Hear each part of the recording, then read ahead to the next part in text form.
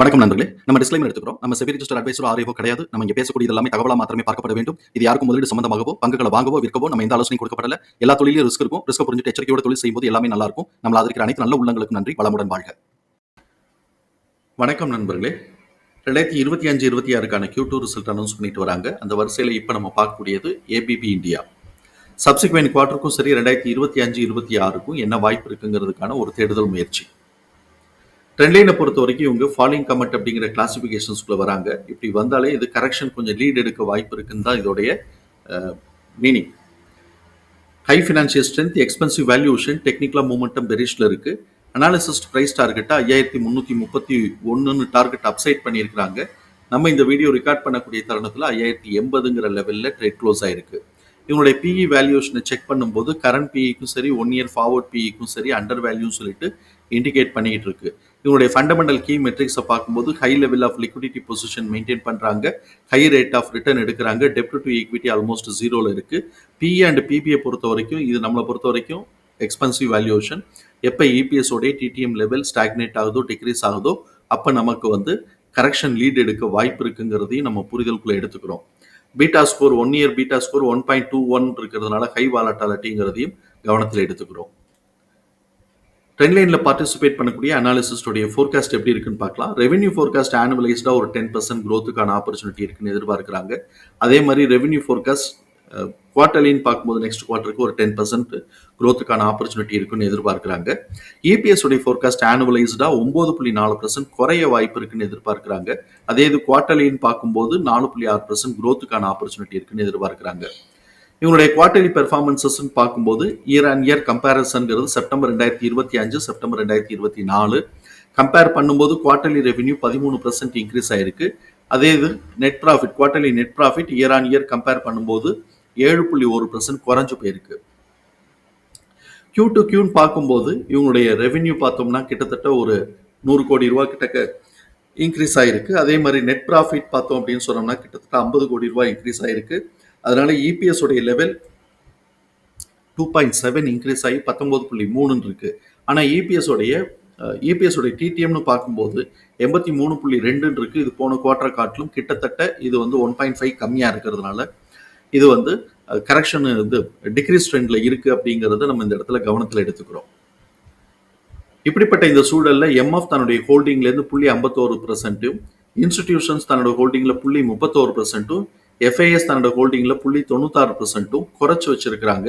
இது சிக்னிபிகண்டா நம்ம நோட் பண்ண வேண்டிய இன்ஃபர்மேஷன்.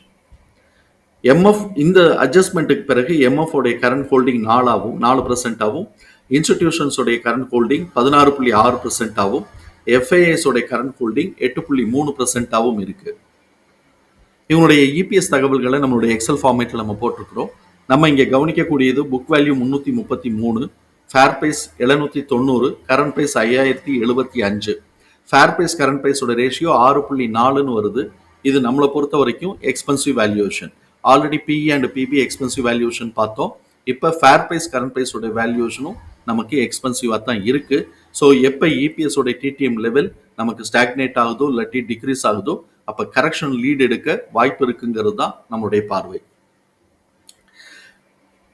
இப்போ நம்ம அடுத்த நெக்ஸ்ட் குவார்ட்டரோட ஆக்சுவல் ரிசல்ட் வர்ற வரைக்கும் இவங்களுடைய மூவ்மெண்ட் எப்படி இருக்கிறதுக்கு வாய்ப்பு இருக்குன்னு சொல்லி பார்க்குறோம். அதுக்கு கரண்ட் இபிஎஸ் உடைய டிடிஎம் எடுத்து அனலைஸ் பண்றோம். கரண்ட் இபிஎஸ் உடைய டிடிஎம் 83.2, அது ஆவரேஜ் பண்ணும்போது 20.80ன்னு வருது. இதுதான் நெக்ஸ்ட் குவார்ட்டருக்கான ஆவரேஜ் எஸ்டிமேட்டட் இபிஎஸ். நெக்ஸ்ட் குவார்ட்டருக்கு எக்ஸிட் ஆக போறது 24.9ன்னு இருக்கு. ஸோ இப்போ இது ஆவரேஜ் எஸ்டிமேஷன் எக்ஸிட்டை காட்டிலும் கிட்டத்தட்ட 4 பாயிண்ட் கம்மியா எடுத்துருக்காங்க. அதனால ப்ரீவியஸ் குவார்ட்டருடைய ஹைட்டை மேலே உடைக்கிறதுக்கான வாய்ப்புகள் ரொம்ப கம்மி. அதே சமயத்தில் ப்ரீவியஸ் குவார்ட்டருடைய லோவை கீழே கட் பண்றதுக்கான வாய்ப்புகளும் இருக்குங்கிறத நம்ம புரிதலுக்குள்ள எடுத்துக்குவோம். இப்போ ப்ரீவியஸ் குவார்ட்டருடைய லோவை கீழே கட் பண்றதுக்கான வாய்ப்பு இருக்கு. ஆனா அதோடைய ஸ்ட்ரென்த்னு பார்த்தோம் அப்படின்னு சொன்னாக்க அதோட ஸ்ட்ரென்த் கொஞ்சம் கம்மியா இருக்கு. என்ன காரணம் அப்படின்னு சொன்னா குமுலேட்டிவ் ஆவரேஜ் 17.95 தான் வருது. அதை காட்டிலும் இபிஎஸ் உடைய டிடிஎம் ஆவரேஜ் கொஞ்சம் கூட இருக்கிறதுனால கொஞ்சம் கட் பண்ணுவாங்களா அப்படிங்கிறது கொஞ்சம் ஒரு சந்தேகத்துக்குரியதா மாறுது. கட் பண்ணினாங்க அப்படின்னு சொன்னா கரெக்ஷன் லீட் எடுக்கிறாங்கன்னு அர்த்தமாகுதுங்கிறத நம்ம புரிதலுக்குள்ள எடுத்துக்குவோம். நார்மல் ட்ரேடிங் பிஹேவியர்ல இவங்களுடைய பிரைஸ் ரேஞ்சுங்கிறது 1115 1561, அதை காட்டிலும் இவன் 3 மடங்கு கூட தான் போய்கிட்டு இருக்கிறான். அதனால எக்ஸ்பொனென்ஷியல் ஃபார்முலால நமக்கு கிடைச்சிருக்கக்கூடியது எக்ஸ்பொனென்ஷியல் ஃபார்முலாவை காட்டிலுமே இவன் மேலே தான் போய்கிட்டு இருக்கிறான். அதனால நான் பிளாஸ்ட் ஃபார்முலால கிடைச்சிருக்கக்கூடிய ஃபிகரை நான் மார்க் பண்றேன். எக்ஸ்பொனென்ஷியல் ஃபார்முலால கிடைச்சிருக்கிறது வந்து R5 4238 இருந்து 4333. அதுக்கப்புறம் சப்போஸ் இவன் வந்து மேல அப்சைட் மூவ்மெண்ட் கொடுத்தான் அப்படின்னு சொன்னா நம்ம கவனத்தில் இருக்கக்கூடியது பிளாஸ்டோட ஒரு வேல்யூ 5702. அதே இது செகண்ட் வேல்யூன்னு பார்க்கும்போது 6020. ஸோ இப்போ இந்த 2 இடத்துல மேல அப்சைட் மூவ்மெண்ட் கொடுத்தான்னா இந்த 2 ப்ரைஸையும் நம்ம கவனத்தில் எடுத்துக்கிறோம். கீழே வந்து அவன் ப்ரீவியஸ் குவார்டரை இப்போ வரைக்கும் கட் பண்ணலை.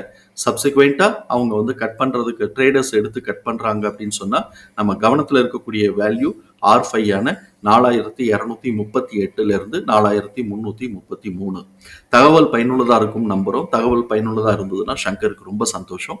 நம்மளை ஆதரிக்கிற அனைத்து நல்ல உள்ளங்களுக்கும் நன்றி. வளமுடன் வாழ்க. நன்றி நண்பர்களே.